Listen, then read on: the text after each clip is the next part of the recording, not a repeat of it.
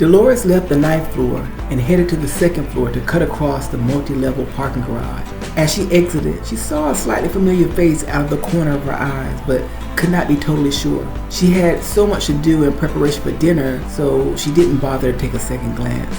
It had been such a long and stress-filled day, and maybe she thought she recognized someone. That's what she told herself.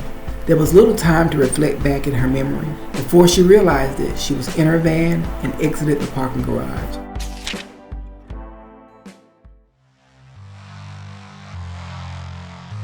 The lady who passed Dolores in the parking structure and who was now in the elevator with her cat immediately recognized Dolores. Dolores was part of Ellen, Judge Marshall, and the twins' housekeeping staff. She was the woman who opened the door for her. She had removed the veil of deception that her husband had carefully weaved. She had made her aware of where her husband was spending time with his second family. The same elevator that Dolores exited out of was about to close, but the woman and her cat entered just in time. She smiled as the doors closed and took on Dolores' form.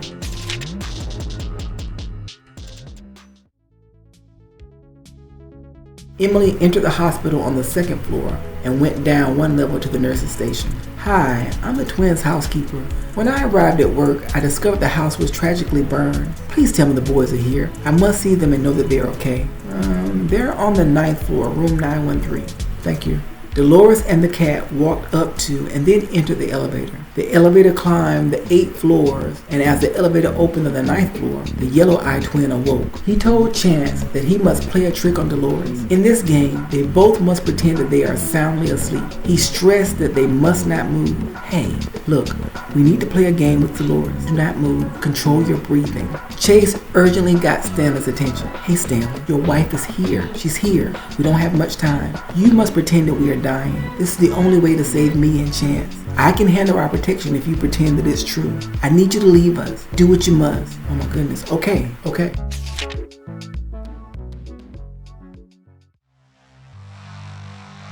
As quickly as the oldest twin spoke the words, Dolores entered the room with the cat. The twins fell into a coma-like state. Excuse me, ma'am? Man, we can't have pets in the hospital unless they're certified guide dogs or emotional support dogs.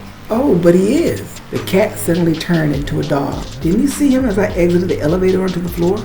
Not totally able to understand what just transpired, and also tired from working a nearly 24-hour shift to cover for a friend who wasn't able to make it to work. The nurse felt embarrassed and confused, then withdrew her earlier statement.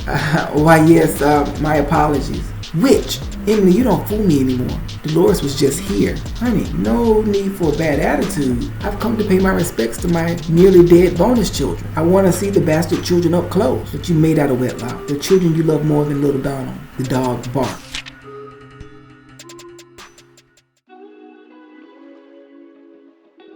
I loved him then, and I love my son now. The dog whined and laid at Stanley's feet.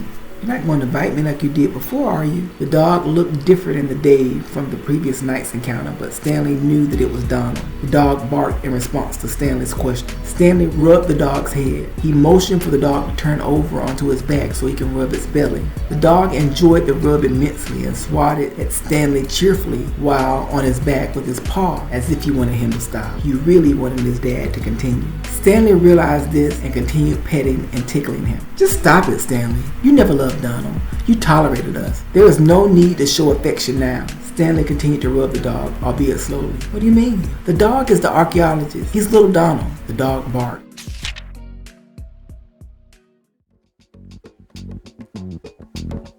Donald, is that really you? How can this be?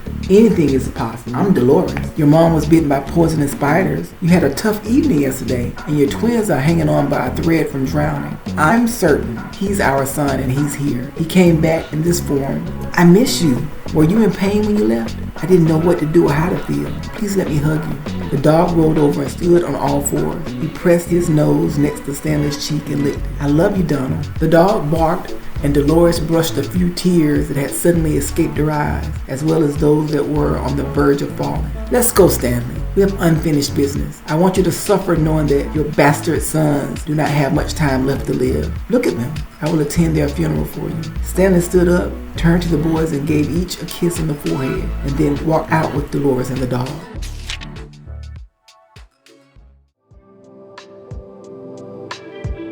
All three of them waited at the elevator. Dolores smiled and reminisced while looking at their reflection in the shiny metallic stainless steel doors.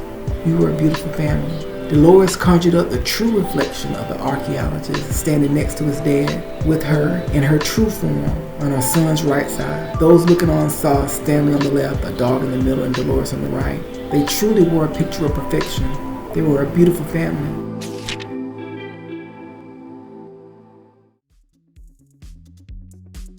As the door opened, a little girl screamed in a deafening high tone. "Mommy, mommy, mommy, it's a dog, it's a big dog."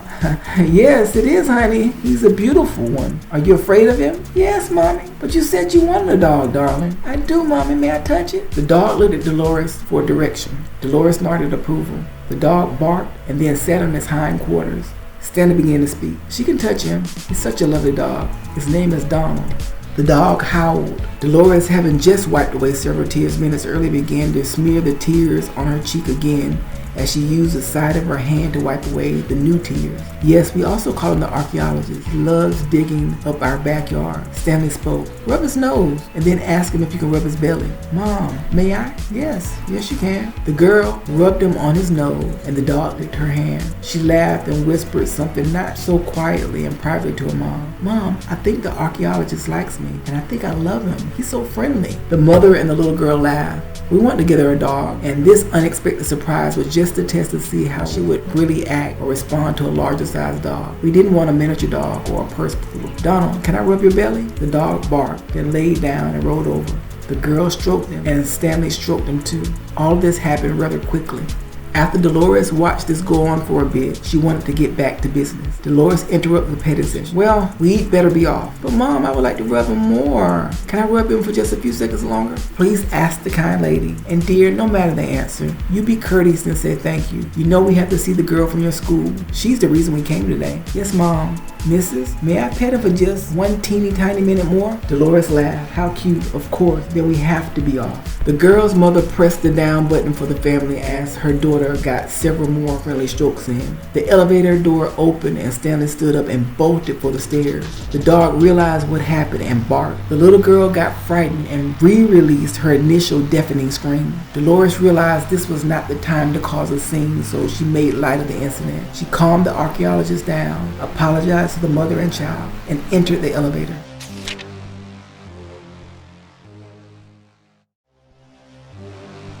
In the elevator alone, she slammed her hand on the wall and the lights blinked. Dolores then transformed back into herself, her normal form as Emily, and the dog transformed back into her beautiful black cat. When the elevator door closed and Emily was on her way down, Chase immediately woke up and whispered to Chance that game is over. Chance responded, "We need to call Dolores." "I don't think we can. I think we're on our own. We will take care of each other. It's the best way to ensure Dolores is not hurt, and then that we get a head start and a safe distance that we need between us and Stanley's wife." Stanley went to his mother's room and kissed her. He grabbed her purse. He found her keys and credit and debit card. "Mom, I need it. I'll pay you back." Stan quickly went to his hospital room and grabbed a prosthetic to aid his walking. He thought to himself that being better able to walk and access to money would provide him his best shot to get away. He did not want to go home because he felt that that was where Emily would look for him first. He wrote a brief note to the twins, one to Dolores, and one final letter to his lawyer, and then left them with the nurse. So you want one note to go to the oldest twin and 2 notes to Dolores when she returns to bring the boys dinner. Right, exactly. Santa went to the ATM in the lobby and decided to take a taxi rather than his mother's car. Emily, she'll expect me to use Mom's car.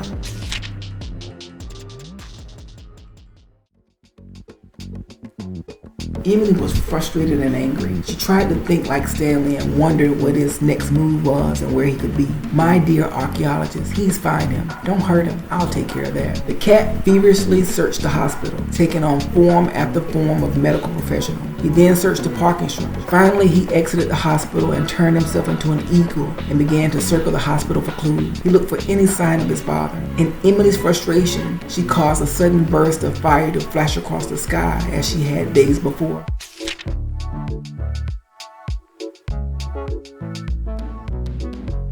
It had been 6 days since Miriam saw a television story of fire racing across the sky. In that time, she was not able to locate the Black Heart Witch herself. She began to think that perhaps she misinterpreted what she saw in the sky and what was shown on the news. I wish I could share what has caused your tremendous anger or happiness, whatever it is that has resulted in this magnificent show of power.